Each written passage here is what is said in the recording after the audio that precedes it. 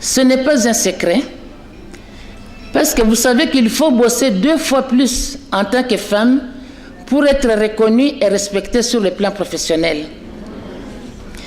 Pendant la Deuxième République, quoique nous saluons les efforts qui ont été faits par le président Mobutu en faveur de la femme, nous estimons cependant que le poids numérique des femmes n'était pas malgré tout pris en compte. Il est tout aussi navrant d'entendre de nos jours certains discours qui dédaignent les avancées réalisées en dehors les 10 premières années de son pouvoir envers la femme. C'est encore plus outrageant quand il vous a été donné de côtoyer la plupart de ces dames, pionnières de la promotion de la femme.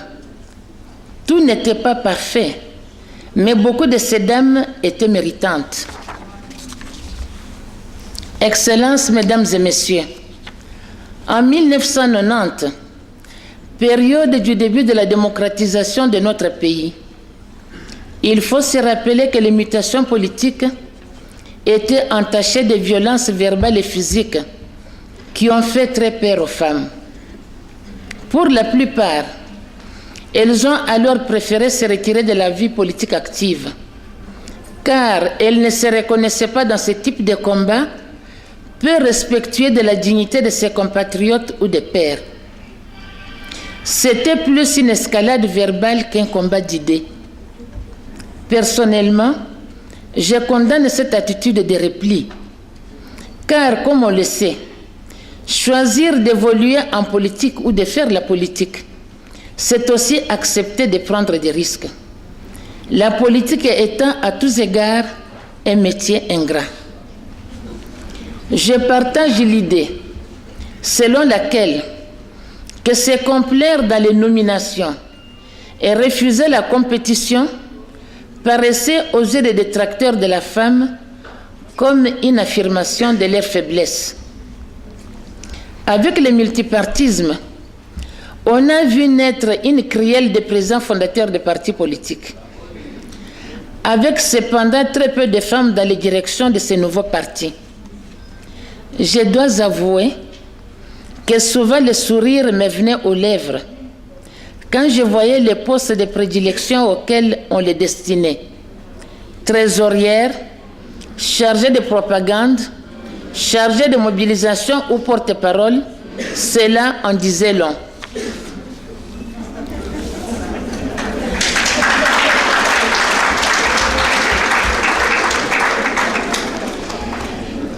Je dois aussi reconnaître qu'être chef d'un parti politique dans notre pays n'est pas chose facile. Tous les poids du parti au plan financier reposent sur le président. La notion de cotisation par les membres n'est pas encore très intégrée dans les coutumes politiques. Sans oublier la crise économique qui a rendu les militants vulnérables. Dans cet environnement, il faut reconnaître qu'il est difficile de voir plusieurs femmes prendre l'option de créer les partis politiques. Celles qui pouvaient oser s'étaient réfugiées dans la société civile, qui parfois obtenaient les subsides et l'appui de certaines organisations internationales. Mais je dois reconnaître qu'il y avait pourtant des femmes de courage et d'engagement, telles que Maman Thérèse Mpakassa ou Maman Mayingalou. À l'aube de la démocratie, tous les coups étaient permis. En ces temps-là, il fallait faire preuve de beaucoup de sagesse et de détermination pour ne pas tomber dans ces refus de l'autre. Il fallait refuser la médiocrité. C'est ici que la femme s'est montrée conciliante, diplomate, et a démontré qu'elle savait être un élément modérateur dans les discussions afin de permettre que le jeu politique se place sur le plan du combat d'idées plutôt que celui de la confrontation ou de l'adversité personnelle. De la longue période de transition que nous avons connue sous la Deuxième République, la leçon à retenir est que les femmes étaient plus actives dans la société civile plutôt qu'en politique. Seulement, Comme pour les périodes précédentes, elles se sont quand même retrouvées en nombre insuffisant dans les institutions, ce qui rendait leur action de visibilité moindre et peu efficace pour peser sur le cours des événements. Nous avions dit que les femmes n'étaient pas nombreuses dans les directeurs politiques où se faisaient les stratégies. Cette absence explique qu'elles ne prendront que très peu part à l'histoire qui était en marche jusqu'au changement du régime du président Mobutu. Avec l'avènement du régime de l'AFDL en 1997, la plupart des femmes politiques avaient aussi choisi le chemin de l'exil, sans véritable motif apparent, mais juste pour se mettre à l'abri en raison des rapports de violation des droits humains, d'exactions et de spoliations qui se multipliaient. Pour ma part, j'ai choisi de rester dans mon pays, de rester sur place. Sachant que cela pouvait entraîner des conséquences imprévisibles. J'étais consciente que mon statut de dignitaire du régime Mobutu serait utilisé, mais j'étais et demeure persuadée que ce pays appartient à tous les Congolais.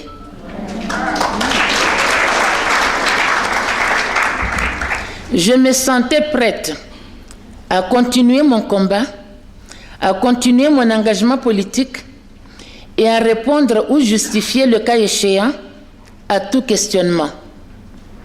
L'intolérance était telle que j'ai même risqué plusieurs fois de perdre ma vie. J'ai connu des agressions armées, les interrogatoires nocturnes dans les services de sécurité. J'ai fait 2 fois la prison, l'assignation en résidence surveillée, la perte de liberté au total pendant 287 jours et les confiscations de mes biens.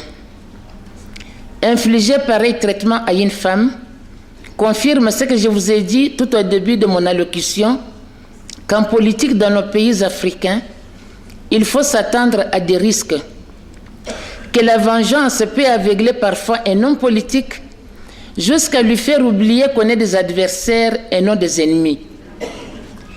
Mon histoire démontre qu'être une femme ne m'a pas valu d'égard particulier par rapport à mes collègues masculins qui avaient choisi comme moi de ne pas quitter le pays.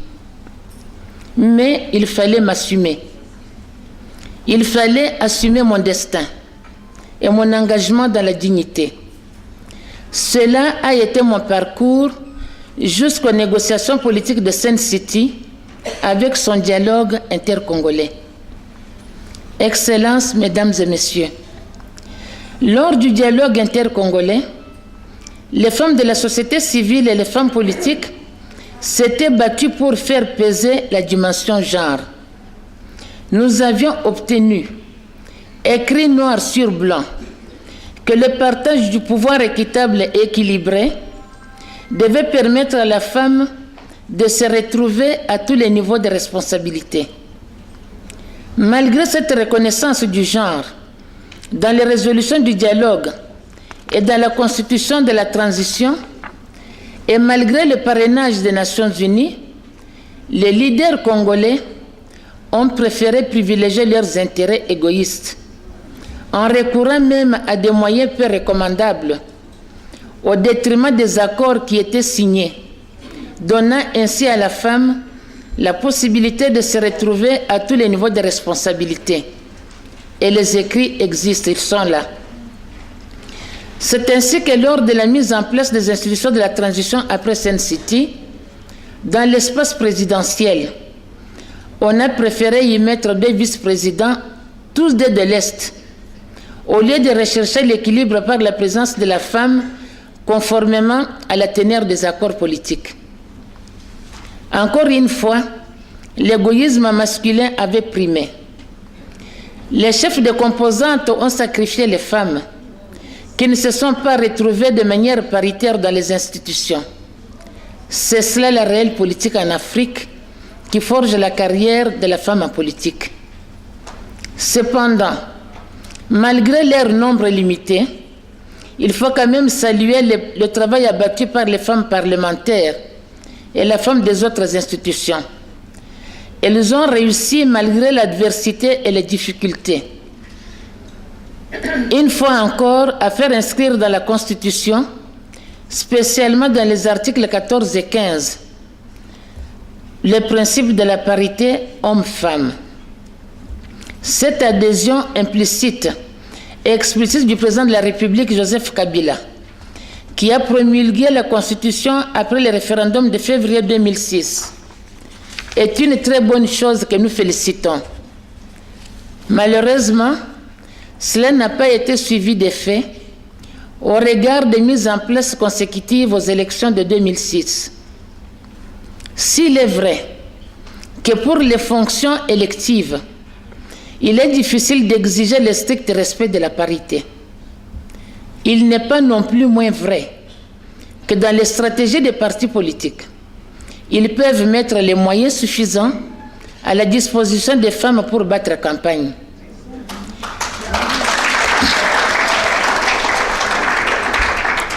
Ils peuvent les mettre sur les listes en ordre utile ou exiger 45% de représentation des femmes sur le nombre total de leurs candidats. Je ne trouve pas d'arguments valables qui peuvent justifier, 50 ans après l'indépendance, l'absence de femmes au poste de gouverneur pour toutes les 11 provinces.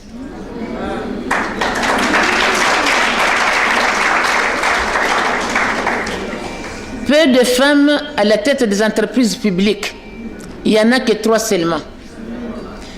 Pas de femmes en nombre suffisant ou dans un poste proéminent dans les 2 bureaux de 2 chambres du Parlement. La coalition qui gouverne le pays en ce moment possède en son sein des femmes de très haute facture, des femmes intelligentes, compétentes et très valables. Quelles raisons peut-on avancer pour justifier la présence de 4 femmes seulement au gouvernement sur les 40 ministres? Tant que la Constitution garantit ce droit, les contourner comme ils le font est une violation de la lettre et de l'esprit de la Constitution et nous regrettons. Sachant qu'à tous ces niveaux, le mode de désignation est nominatif, les femmes doivent prendre la mesure du chemin à reconquérir, mes amis. Je répète, les femmes doivent prendre la mesure du chemin à reconquérir. Nous avons connu un passé plus luisant et depuis, une multitude de femmes se sont renforcées en capacité et qualification. Il n'y a plus aucune raison ni prétexte à justifier. Pendant le processus électoral de 2006, beaucoup de femmes se sont vues évincées, non par manque d'arguments, mais par manque de moyens et de matériel de propagande pour parcourir leurs fiefs électoraux. Les élections ont connu la participation des femmes à tous les niveaux. Moi-même, j'ai été candidate à l'élection présidentielle, sachant les pesanteurs et les difficultés, mais je portais un acte pour l'honneur, afin de montrer que l'on ne fait pas la politique par amateurisme ou encore par aventure. Il fallait démontrer qu'en tant que femme, de surcroît, chef d'un parti, homme politique tout court, qu'on avait un projet pour le Congo, qu'on avait des idées et qu'on savait ce qu'on faisait, ainsi que les raisons de notre engagement.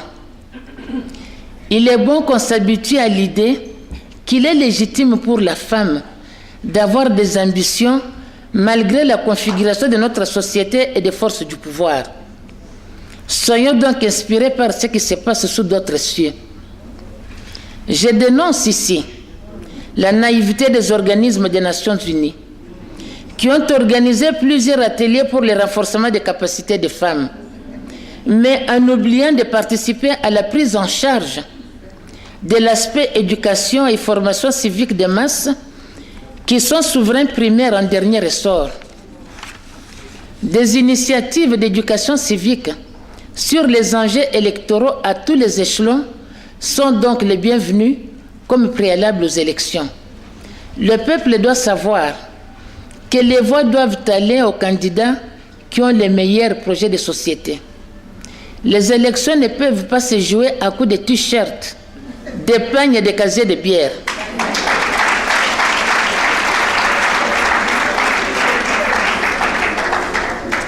Excellences, Mesdames et Messieurs, l'heure de la conclusion a sonné. Vous permettez que mon âge et plus de 40 ans d'engagement politique m'autorisent à prodiguer quelques conseils. Mon humble recommandation à mes jeunes sœurs et filles qui ont emboîté nos pas, c'est de leur dire qu'elles ont eu raison de le faire. C'est une obligation citoyenne noble de vouloir servir son pays. Mais ce métier est très exigeant. Certes, il est gratifiant, mais souvent il est ingrat. Et on dit que si tu ne t'occupes pas de la politique, sache que la politique s'occupe de toi. Sous le vocable de la raison d'État se cachent souvent, et le plus souvent, les règlements de compte, les coups bas et les trahisons. Très peu de hauteur en somme. Il faut donc être blindé et armé moralement pour ne pas trahir ses convictions et persévérer dans un combat intègre et juste. Les femmes en politique doivent se battre pour organiser leur vie, pour qu'en cas de perte d'une fonction ou en cas de mandat, que les familles ne soient pas déséquilibrées, afin qu'elles maintiennent leur niveau de vie, de sorte que prévale la dignité qui est une charge. Les débauchages et le vagabondage politique constaté au sein de la classe politique congolaise est souvent justifié non pas par des questions idéologiques, ni par un idéal personnel, mais très souvent pour la recherche du pouvoir pour le pouvoir et pour résoudre les problèmes du ventre. Je pense que la femme devrait faire la différence. Elle devrait se battre pour obtenir la correction de ce mal, en recherchant le consensus autour de l'intérêt supérieur de la nation. La politique est certes un moyen, mais non une fin en soi. Pour clore mon propos, je voudrais vous dire que si le tableau des 50 dernières années n'est pas très reluisant, il faut reconnaître qu'en général, les femmes se sont montrées dignes de la confiance de la nation. Nous devons persévérer et refuser de servir de marchepied. La politique est une fonction parlante et il faut savoir à haute voix revendiquer ses droits et dire ses aspirations. Le manque de combativité et la passivité doivent être bannis de notre lutte, doivent être bannis de notre combat si nous voulons émerger. Si 50 ans après l'indépendance, nous n'avons toujours pas compris qu'en politique, on ne se fait pas de cadeaux, qu'il faut assumer ses choix, alors là, les générations futures ne nous excuseront pas. Nous devons regarder l'avenir et nous servir du passé pour éviter de commettre les mêmes erreurs. Nous devons alors avoir l'ambition pour le Congo. Les grandes idées font les grands hommes et les grands hommes font les grandes nations. Vous noterez que homme, c'est toujours un H majuscule, est pris dans son sens humaniste faisant fi du genre. C'est cela l'humanité. C'est sur cette note d'espoir que je vous souhaite une bonne fête du mois de la femme et une heureuse fête du cinquantenaire et je vous remercie pour votre attention.